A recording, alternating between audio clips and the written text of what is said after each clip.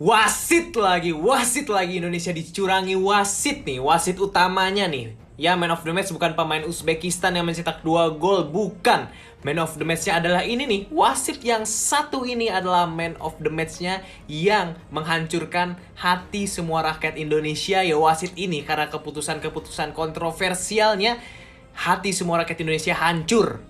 Dan yang bikin gue makin kesel, ini di review tadi babak pertama gue udah bilang bahwa wasit ini terindikasi kayaknya ada kecurangan deh kayaknya. Dan ini salah satunya, Surya Saputra ini berkata bahwa emang bersih itu kocak. Dan gimana? Setelah di babak kedua ngelihat, lu masih bisa bilang, lu masih bisa ngebela wasitnya. Lu masih bisa ngebela wasit yang utama ini, dan ditambah wasit VAR yang dari Thailand. Indonesia, negara serumpun, tetangga dijadiin wasit. Apakah nggak ada indikasi ataukah nggak ada potensi untuk membuat Indonesia rugi? Nah itu, tolong Surya Saputra tolong dipikirkan lagi.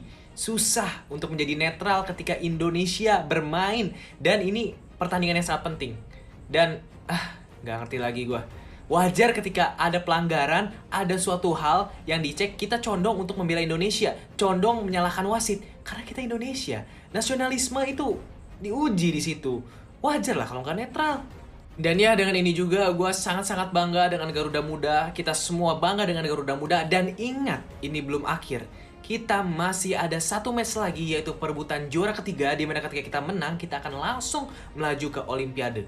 Jadi jangan sedih dulu, kita nggak terima sih, tapi jangan langsung putus asa, karena masih ada satu pertandingan lagi yang harus kita dukung, yaitu nanti perebutan juara ketiga lawan yang kalah antara Jepang dan juga Irak.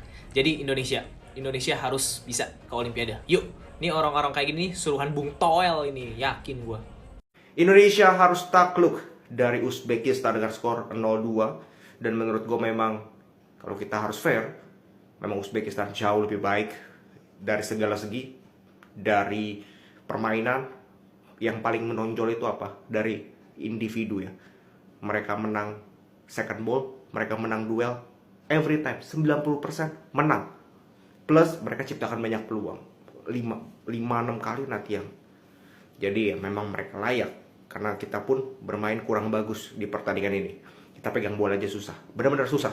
Kelihatan pemainnya panik, kelihatan pemainnya mungkin grogi, nggak lepas, nggak bermain enjoy, tidak bermain seperti lawan Yordania, tidak bermain seperti lawan Korsel. Berbeda jauh, entah apapun alasannya. Tapi gue mau bahas soal momentum. Momentum ini penting dalam sepak bola. Oke, yang pertama, kita harus dapat penalti.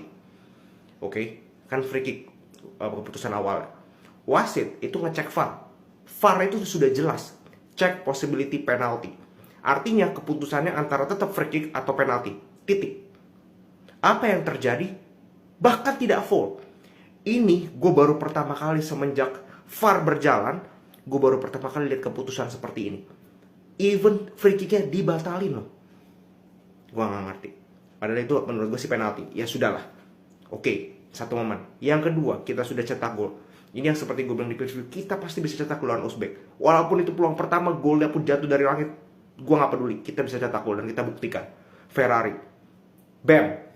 Offside seujung kaki. Gimana? Memang offside. Aturannya memang offside. Yang ketiga, sudah ketinggalan 1-0. Kita bisa kejar.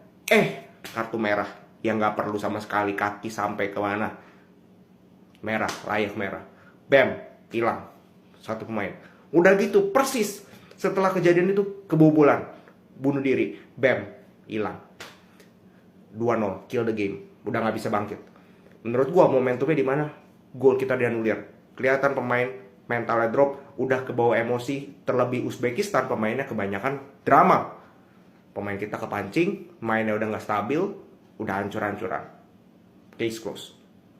Nah, menurut gue that's okay. That's okay.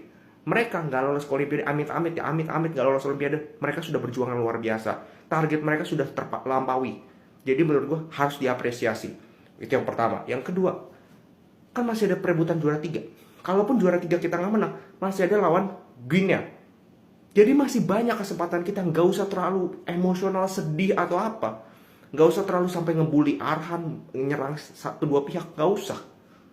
Itu bukan solusi, itu justru menambah beban pikiran mereka. Biarkan mereka fokus ke laga nanti. Memang kerugian Rido nggak bisa main, tapi kan Strike sudah bisa main. Strike ini penting, kelihatan tadi kan Samantha nggak bisa apa-apa. Kalau strike mungkin bisa lebih mobile, itu juga dibutuhkan. Jadi gua rasa kita masih punya peluang lolos ke Olimpiade. Entah nanti di perebutan peringkat 3 atau nanti lawan Guinea. Jadi santai, just slow.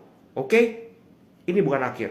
Dan terlepas dari apapun itu, gua rasa perjuangan timnas Indonesia U23 sampai sejauh ini sudah sangat luar biasa. Salut untuk semua komponen PSSI, pelatih, pemain, supporter. Kalian sudah luar biasa. Kita coba tuntaskan di peringkat ketiga. Kalau tidak selesai pun di playoff. Gue yakin kita bisa. Segitu dulu. Guys, di sini gue mau komentar ya. Menurut gue ini wasit bener-bener gila guys. Sumpah. Kenapa? Lu lihat ya, Rizky Ridho ini nggak ada niat buat menghajar si Mr. P-nya pemain Uzbek ya. Ini benar-benar kalau kita lihat ya di sini guys ya. Dia tuh clearance bola, habis clearance bola, kakinya tuh kena lutut. Habis kena lutut langsung ngehajar ke Mr. P-nya si pemain Uzbek ya guys ya. Jadi gue juga bingung sih. Harusnya menurut gue tuh kayak ya yellow card aja cukup gitulah. Anggaplah kalau nggak sengaja gitu. Ini kan karena dia clearance gitu ya, bukannya dia sengaja loh.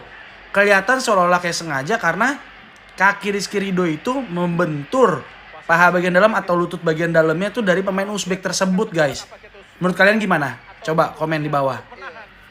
IFAB atau International Football Association Board dari FIFA yang mengatur soal peraturan-peraturan sepak bola sudah menyetujui tentang peraturan offside yang baru yang sudah pernah dirancangkan sebelumnya oleh Wenger, di mana aturan offside yang baru ini menekankan kepada pemain dianggap offside ketika seluruh bagian tubuhnya seperti yang ini itu sudah melewati pemain terakhir lawan.